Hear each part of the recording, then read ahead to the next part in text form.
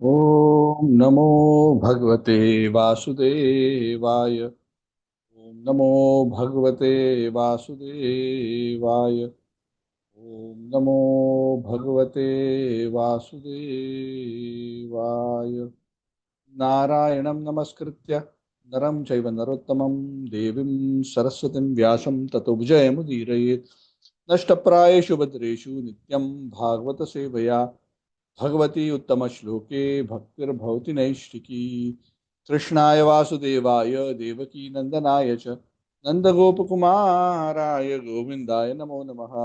ओम अज्ञानतिमिरान्धस्य ज्ञानाञ्जनशलाकया चक्षुरुन्मिलितं येन तस्मै श्रीगुरवे नमः। श्रीचैतन्यमनोभीष्टं स्थापितं येन भूतले स्वयं रूपः तदा मह्यं ददाति स्वपदान्तिकं। वन्देऽहं श्रीगुरोः श्रीयुतापदकमलं श्रीगुरून् वैष्णवांश्च श्रीरूपं साग्रजातं सहगणा रघुनाथान्वितं तं सजीवं साद्वैतं सावधूतं अर्चनासहितं कृष्णचैतन्यदेवं श्रीराधाकृष्णपादान् सगणललिता श्रीविशाखान्वितांश्च। हे कृष्णकरुणा सिन्धु दीनबन्धु जगत्पते गोपेश गोपिकान्त राधाकान्त नमोस्तुते। तप्तकाञ्चन गौराङ्गी राधे वृन्दावनेश्वरी वृषभानुसुते देवी प्रणमामि हरिप्रियवञ्च कल्पतरुभ्यश्च कृपा सिन्धुभ्येव च पतितानां पावनेभ्यो वैष्णवेभ्यो नमो नमः। जय श्री कृष्ण चैतन्य प्रभु नित्यानंद श्री अद्वैत गदाधर शिवासादि गौर भक्त वृंद। हरे कृष्ण कृष्ण कृष्ण हरे हरे, हरे राम राम राम हरे हरे। नमः ओम विष्णुपादाय कृष्ण पृष्ठाय भूतले नमः ओम विष्णुपादाय कृष्ण पृष्ठाय भूतले श्रीमते भक्तिवेदांत स्वामी नाम्ने नमस्ते सरस्वती देवी गौरवाणी प्रचारिणे निर्विशेष शून्यवादी पाश्चात्य करोति वाचालं पंगुं लंघयते गिरिं श्री गुरुम दीन तारणम परमानंद माधवम श्रीचैतन्येश्वरम हरि बोल। हरे Krishna. So we are continuing the discussion on the ninth canto. We are discussing today the 12th chapter. This is entitled The Dynasty of Kusha. So we are at the concluding chapter out of the three chapter series which summarizes the beautiful pastimes of Lord Ramachandra. This particular chapter is notably very small, only 16 shlokas. So you will all be free very soon, unless some of you have very extensive questions. So it's a very small class, a small chapter, and predominantly focused, or almost 90-95% focused on the topic which the title speaks. What is the title? The Dynasty of Kusha. So this topic, this particular chapter focuses after Lord Ram became the kings in the dynasty of Ramachandra.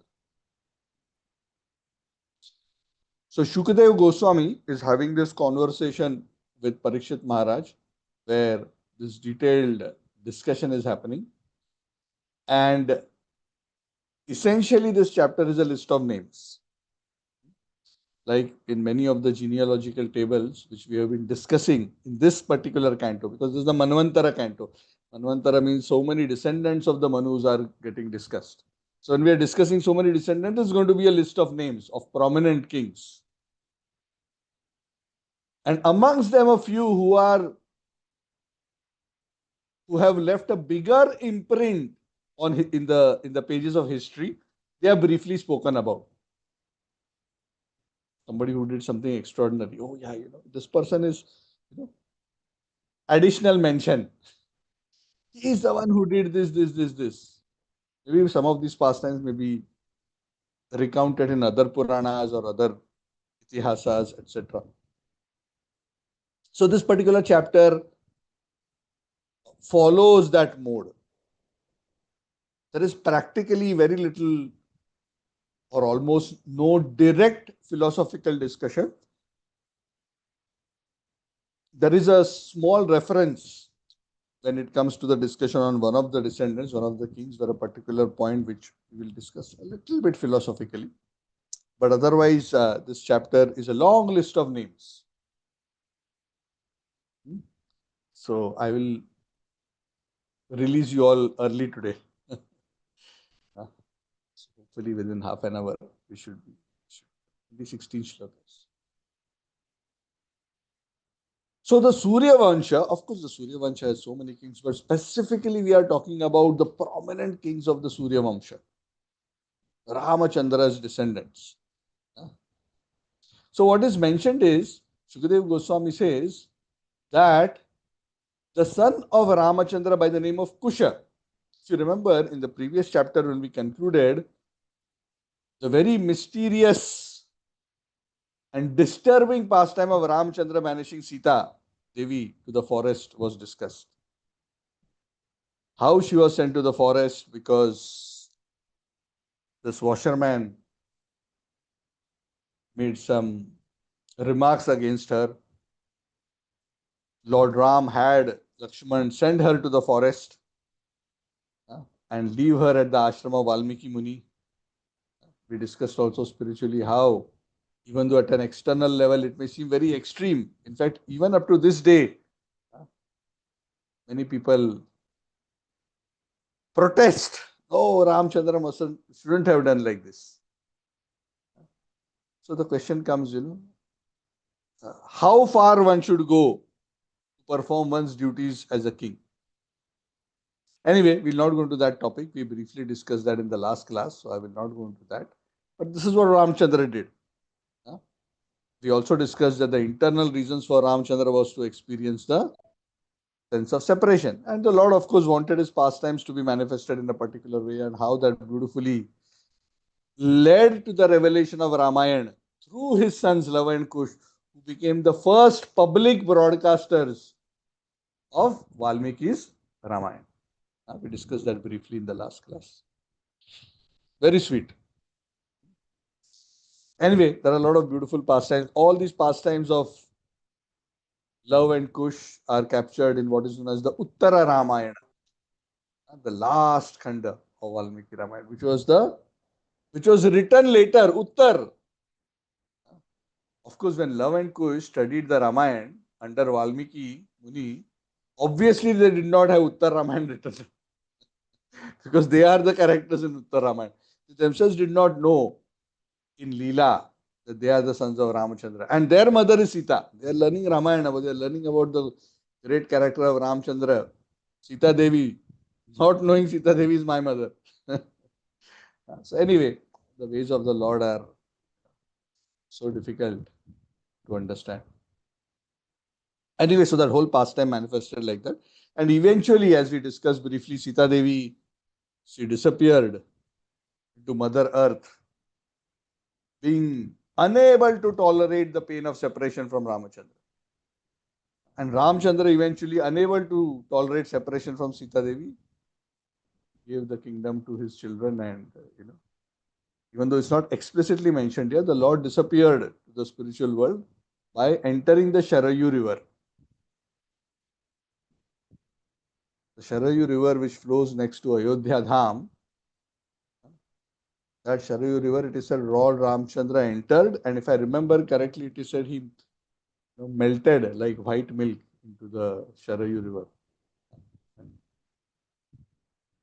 Went to Saket Dham, Lord, the Ayodhya in the spiritual world, Saket Dham. It is said along with him, many residents of Ayodhya also followed him, and they also went back to Saket. So anyway, that was a beautiful pastime. How the Lord winds up his Leela. How the Lord winds up also is so interesting. Lord Ramchandra did not leave a quote unquote body behind. He just merged into the river and he disappeared. Lord Chaitanya Mahaprabhu, 500 years ago. Is there a samadhi of Lord Chaitanya Mahaprabhu? Is Krishna himself. Did he leave a samadhi behind? Is it that there was a body and then it was burned, buried in samadhi and we can go and offer? Where did Lord Chaitanya go? He said he just entered a temple, he merged into the deity of Tota Gopinath. Disappeared. Ramchandra disappeared. Huh? Gaurachandra disappeared.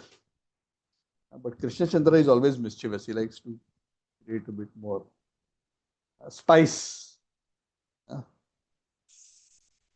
So the Lord in his form as Krishna Chandra deliberately left a material body replica behind. It is said only Lord Brahma and Lord Shiva could see Krishna in his original spiritual form going back home, back to Godhead. All the other devatas who had assembled to see the disappearance pastime of Krishna could only see an effulgence going towards the spiritual world. The Lord deliberately left a replica made of material elements behind just to bewilder the atheistic people. The atheistic people who want to find a reason to not believe in the Lord will say, oh, yes, he died. So to have faith in Krishna and Krishna's pastimes is not easy because Krishna is not, he's the top of the top. To become a devotee of Krishna is not cheap. To have faith in Krishna is not cheap. One needs a very deep and profound understanding of the absolute truth to appreciate the character of Krishna Chandra. And that is why Krishna is most difficult to understand, even more difficult than Ramachandra. Because Ramachandra is Maryada Purushottam. If we become upset with Ram, we do not become upset with Ram because according to us, he did not do things properly. But rather, he sometimes goes to such an extreme to do things properly that sometimes we wonder, is it really right to go so ultra right? So that's a different kind of problem statement. Anyway, so Lord Ramchandra disappeared in the Sharayu river. Sita Devi went into the Mother Earth. Love and Kush continued. And Lord Ram's descendants through Kusha are especially mentioned because they were representing the Surya Vanshi kings on earth after Ramachandra wound up his pastimes. So that's the background, right? We discussed much of this in the last class. So now we'll discuss who were the descendants. So it is said, Kusha, his son was a great king known as Atithi. Atithi's son is Nishada, Nabha, Pundarika, Kshemadhanva. These are descendants one after another. I'm very quickly going through the list. Devanika, Aniha, Pariyatra, Balasthala, Vajranabha. When the name of Vajranabha was mentioned, one point is mentioned amongst in this chapter that Vajranabha was said to be born from the effulgence of Surya Dev. In one sense, the entire Surya Vansha are descendants of sun because Ikshvaku, sorry, not Ikshvaku, Vaivasvat Manvantara, whose son is Ikshvaku, Vaivasvat Manu is himself directly the son of Surya Dev. So, of course, the whole dynasty are descendants of the Surya Dev, but specifically this particular great personality, Vajranabha, who was a king, he was said to have been born from the effulgence of Surya Dev. Nothing is mentioned about the background story here. I don't know whether the pastime is mentioned in the Puranas in more detail, but nothing more in this chapter, nothing more in the purports. So I'm unable to share more information. From this Vajranabha, other descendants, Sagana, Vidhriti, Hiranyagarbha. Now, this king Hiranyagarbha, these are all kings, very, very great kings. This king Hiranyagarbha, sorry, not Garbha, Hiranyanabha, he became disciple of the great Rishi Jaimini. And this Jaimini Rishi, who was expert in yoga, Jaimini was very expert in the knowledge of mystic yoga. He became a disciple of Jaimini and he himself, Hiranyanabha, became a very, very great mystic yogi. When we talk about mystic yogi, we are talking about the Ashtanga yoga process. Now, even though it's not mentioned here, I just thought I will mention this to you. When Vyasadeva, Vyasa means the compiler of the Vedas. What Vyasadeva did is, before the time of Vyasa, the Veda was one. And Vyasa did Vyasa. Vyasa means he who broke it down into manageable chunks. Veda was so huge. Kali Yuga was approaching. He had to break it down. And he gave different parts of Vedic knowledge, different darshanas, different Vedangas, different Vedas, divided into 4. Rig, Yajur, Atharva, Sama. He gave it to different rishis to be in charge. Different knowledge schools he gave to different rishis. So some rishis would be expert in yoga, some in Sankhya, some in Nyaya, some in Vaisheshika, some in the Vedanga, some in the Samaveda, some in the Puranas. And who are the experts in each of these areas is already mentioned in the Bhagavad. It's already covered. I'm not going to go into that topic, but this is just so you know. Jaimini was one of those who were given expertise. The reason why this division was done is it was very difficult as Kali Yuga was approaching that knowledge. One person would hold the whole knowledge together. In previous yugas, the disciples would go to the ashram of the Guru.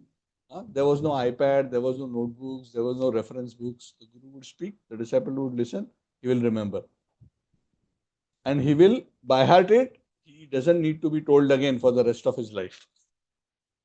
Oh, what was it? Shruti Dhara. Vedic knowledge was passed like this. Since time immemorial, it was like this up until 5,000 years ago. Then slowly the writing part began as Kali Yuga started approaching. So Hiranyanabha learned the yoga science from the great sage Jaimini, and it is said the great sage Yajnavalkya, who is also a very great mystic yogi, famous, he learned the yoga knowledge from Hiranyanabha, the king Hiranyanabha. Very interesting. So Hiranyanabha, who is a descendant in the Lord Ram's dynasty, he learned from Jaimini and he gave this knowledge to Yajnavalkya, who also became very elevated in this mystic yoga. The Bhagavatam says this mystic yoga process is also known as Adhyatma Yoga. And through this Adhyatma Yoga, one can loosen the knot of material attachment in the heart. So the yoga system, especially the Ashtanga yoga system, Prabhupada often explains this. There is a natural way to focus on the Lord, which is the path of bhakti. Path of bhakti. Path of bhakti is one simply through hearing and chanting about the Lord, worshipping Him, offering obeisances, one develops so much affection for the Lord and serves the Lord with so much love that one is able to fix one's mind on the Lord just because of love. I'm trying to explain it very simply. In Bhakti Yoga, simply by chanting the names of the Lord, Hare Krishna, Krishna Krishna, Hare Hare, Hare Ram, Ram Ram. When we sing the glories of the Lord every day, we chant His holy names, our attraction for Him increases. As love of the devotee increases, his remembrance of the Lord increases. Because love automatically leads to remembrance, automatically leads to focus. Correct? Does somebody who's in love need to set an alarm to remember his beloved? Every hour I have to remind. Alarm on my smartphone. Remember your beloved. Oh, yeah. It's my beloved. I have to remember. A person who is in love doesn't have to do that. A mother who loves her children is always thinking of the children and their welfare, whether they are in front of her or not in front of her. It's always, if not in the front of her mind, it is at least in the back of her mind. She's never forgetful. That is the nature of love. Love is a natural way to ensure that there is remembrance. Those who are unable to develop love and affection for the Lord through this very natural process of Bhakti Yoga, through which all perfection can be achieved simply through Bhakti, Kevalaya Bhaktya. For them, sometimes this mechanical process of Ashtanga Yoga is recommended. Adhyatma Yoga. The end goal is the same. What is the end goal? Smartavya satatam vishnum vismartavya na jatuchit. Always fix one's mind on the Lord. Krishna already gave that as the conclusion in the Bhagavad Gita. Manmana bhamamad bhakto madhyajimam namaskuru mame vaishyasti satyam te pratijani priyoshime. You will come to me without fail if you are always thinking of me. If you become my devotee. If you are offering your obeisances to me. If you are worshipping me, you will come to me without fail. But how to do manmana?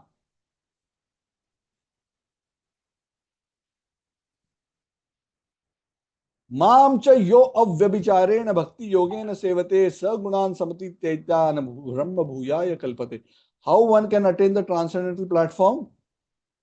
He who practices avyabhicharini bhakti, undeviant, pure devotional service.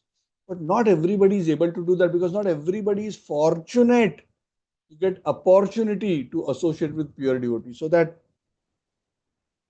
Shraddha for bhakti, for Shuddha bhakti, doesn't arise in the heart of everyone unless they are very fortunate. So, for those who want to elevate their consciousness by fixing their consciousness on God, on the Supreme, another approach is given in the Shastras that if you cannot remember the Lord out of love, we will give you a mechanical process by which you can fix your mind on God. That process is known as the Ashtanga Yoga or the Adhyatma Yoga process. Forcefully fixing the mind on God through dhyana. But dhyana is also not achieved immediately. Yama, niyama, asana, pranayam, pratyahar, dharana, dhyana, then eventually samadhi. By following this mechanical process, if one follows properly under guidance, it's very difficult. Because it's mechanical, the mind rebels. It's not easy. In Kali Yuga, this process is practically impossible.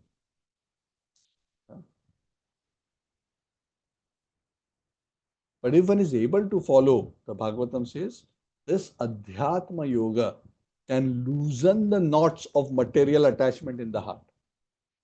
In the heart, one is attached to material enjoyment. There is a Hridaya Granthi. Granthi means a knot. Correct? Just like, sometimes, these threads get entangled and a knot is created. It's so difficult to undo the knot. Like that, there is the knot in the heart of the conditioned souls. If one practices Bhakti Yoga, Bhagavatam says, Vidyante Hridaya Granthi, Siddhyante Sarvak Samshaya, Kshiyante Chasya Karmani, Pashya Evatmanishware.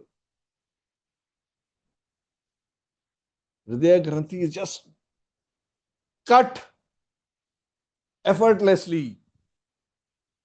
All karmas are destroyed. Kshiyante Chasya Karmani, Pashya Evatmanishware. By understanding the self to be qualitatively similar to the Supreme God. By understanding one's eternal relationship as part and parcel of the Supreme God. That's why Bhakti Yoga is the most powerful process. But if one cannot get that far, through Adhyatma Yoga, one can loosen the knot. Through Bhakti Yoga, one can just slash it very, very fast. So this particular point was mentioned. So I thought I'll just comment on this particular point because Prabhupada has mentioned so many times about the Ashtanga Yoga process. Krishna in the Bhagavad Gita, after describing the entire Ashtanga Yoga process, Arjun says to Krishna, Krishna, you have described this is okay, technically I understand, but it's very difficult, isn't it? Krishna says, yes, it is. One really needs to, abhyasena, Kaunteya vairagyena cha guhyate. But through great abhyas and great detachment, it is possible. It is undoubtedly difficult. But at the end of the 6th chapter, where Krishna describes the Ashtanga Yoga, this Adhyatma Yoga, Krishna tells Arjuna by concluding that chapter, he says, who is the greatest yogi? The Ashtanga yogi is not the greatest yogi. Yoginam api sarvesham, of all types of yogis. Madgaten antaratmana shraddhavan bhajate yomam same yukta tamo matah. Oh Arjuna, I am telling you now who I consider as the greatest yogi.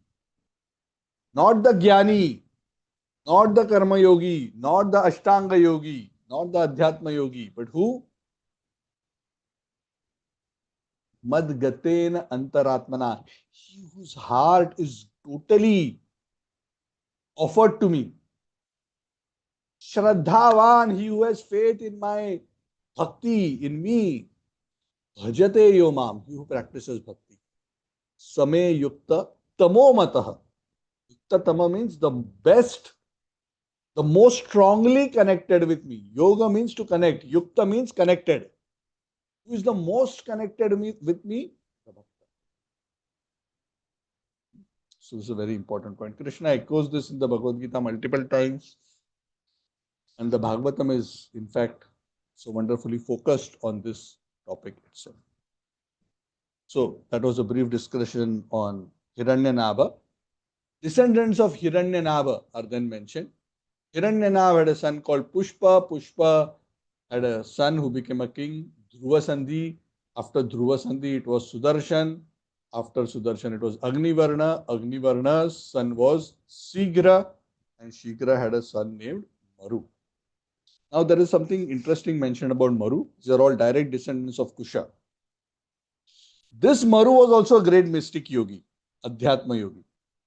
You see, in previous yugas, people were more fond of more complicated forms of yoga. So they were very fond of Ashtanga yoga and other processes. Even though bhakti was always equally effective at all times. This King Maru was so expert in mystic yoga. He had achieved such a level of siddhis. He had achieved yoga siddhi in such a way, it is said, Shukadev Goswami is saying this to Parikshit Maharaj, this Maharaj Maru is still living in a mystical form by his yoga siddhi, even today. Of course, today he is talking 5,000 years ago. Even today he is still alive. Where is he? He is living in a village by the name of Kalapagrama. And Parikshit Maharaj, in case you are wondering why he is living this long, why didn't go back to God? Because there is a special seva for him. What is that seva? At the end of Kali Yuga, when the Kali Yuga is ending, when Kalki comes and finishes everything, and then new Satya Yuga has to begin, again powerful Kshatriyas will have to come and rule the world. So this Maru, who's a descendant of Lord Ramachandra, of Surya Vamsha, is keeping himself alive by Yoga Siddhi, waiting for the end of Kali Yuga. Because when the end of Kali Yuga comes, he will produce a son, will again continue the Surya Vamsha by giving powerful kings to the earth. Very interesting. So this King Maru is still alive. So we have not reached the end of Kali Yuga yet. We are only 5,000 years after this particular episode was narrated. So if anybody wants to go in search of King Maru, he is somewhere in Kalapagram. I don't know, you can do a Google search on the maps, find out where Kalapagram is. But he's in a mystical state. He's probably not living in an apartment or a hut or a tree. He's probably situated in a mystic trance somewhere invisible to the common eyes.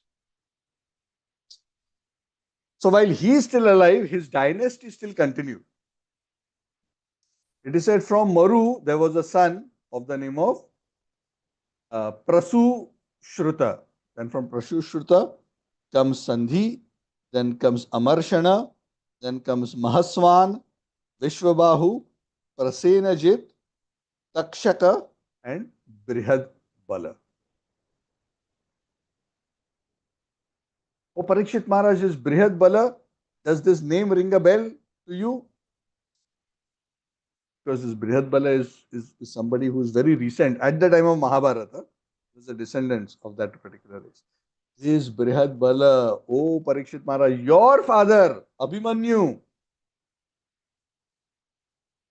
huh? Your father, Abhimanyu, he killed this Brihad Bala. Now, again, that episode of why he was killed, what was the background story is not mentioned here, but apparently, this Brihad Bala was the last king of the dynasty of Surya Vamsha, who was in almost towards the end of Dwapar Yuga killed by the hands of Abhimanyu. And it is said with that Surya Vamsha disappeared from the earth, which means there was no other king after that of the Surya Vamsha. Very interesting, Brihad Bala.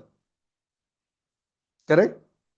So is it true that there is no representative of Surya Vamsha now on earth? Correct? Is it? Yes? No? Doesn't look like Prabhu. Must be someone there. Who must be there? I don't know, Prabhu. This Surya Dev is still there, so must be someone. No, I just mentioned 5 minutes ago. Mm, Maru Yeah. is waiting. Maru. Yes, Maru is yes, you're waiting. right. Yeah. So Maru's descendants came. Maru was in trance. Maru's descendants, his dynasty went on for some time, and then Brihad Bala was the last. Brihad Bala disappeared. So now there is no king, but Maru is waiting, meditating. He's in Yoga Siddhi. When the right time comes at the end of Kali Yuga, he will come out from his yoga state. He will produce a son, make him the king, and he will become the new king of the Surya Vamsha. Okay, right? Huh? So this is the idea. So these four are especially mentioned, uh, and uh,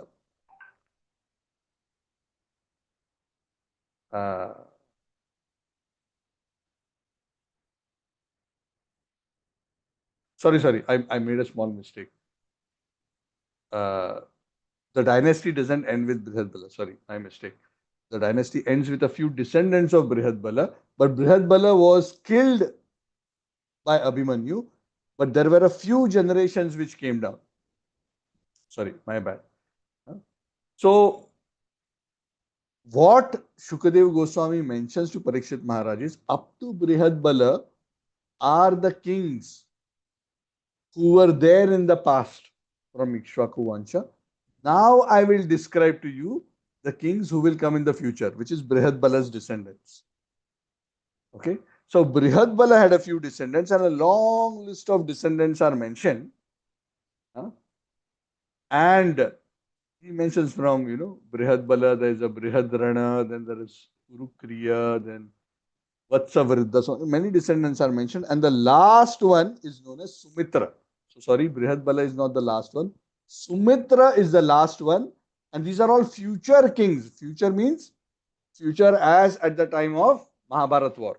Not Mahabharat war, but rather the era of Mahabharat. When Shukadeva Goswami was speaking to Parikshit Maharaj. So Sumitra had no sons. Not Brihad Bala, my mistake. Sumitra had no sons, and with Sumitra, the whole dynasty of Surya Vamsha in terms of kings ruling the earth will disappear. Explicitly, he mentions the last king in the dynasty of Ikshvaku will be Sumitra. After Sumitra, there will be no more sons of Surya Dev, and the dynasty will end. It's not very clear at what particular point in history the last king Sumitra ruled, but clearly now the dynasty will be revived only when Kali Yuga ends and King Maru will come out from his yogic meditation, produce a son, and give another king to continue the Surya Vamsha. So that brings us to the end of the chapter. No philosophical discussion, a very brief discussion on the names of the kings and a few mentions on some of those kings, and that's about it. So I am concluding here. If there is any question or comments, we can take, and we can let you go early.